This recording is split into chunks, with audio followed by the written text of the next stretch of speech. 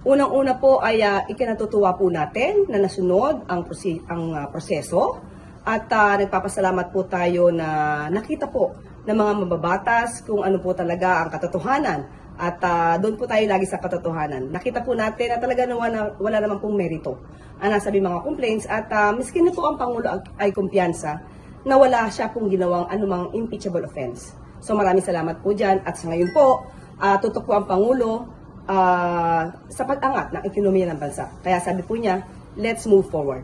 Napanood po ba niya, ma'am, yung process kanina? Hindi po niya napanood at nasabihan lang po namin kung ano po ang naging resulta dahil po ang Pangulo po ay nasa 2 events po. Ano po yung events? Isang private meeting at isang malaking event.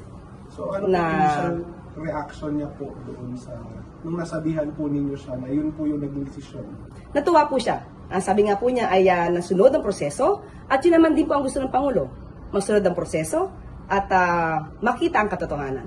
So sa ating mga kababayan, sana po ay nakita niyo po at inisa-isa naman po ng mga mababatas yung mga nasabing akusasyon at sana po ay napaliwanagan na at naging maliwanag sa kanila ang lahat. Kasi pwede bang sabihin na in-anticipate ni Pangulong Marcos itong ending na ito? Dahil as of yesterday, hanggang kahapon, wala pa ho siyang legal team.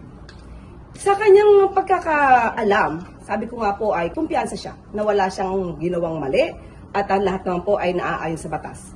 So, kumpiyansa in a way, yes. Pero kung ano man yung mangyayari sa House of Representatives, sa Committee on Justice, hindi naman po niya alam at hindi po niya hawak yun. Now, what they say to critics who allege na kumpiyansa siya because he holds sway over the House of Representatives considering that the leadership is either his ally or his son?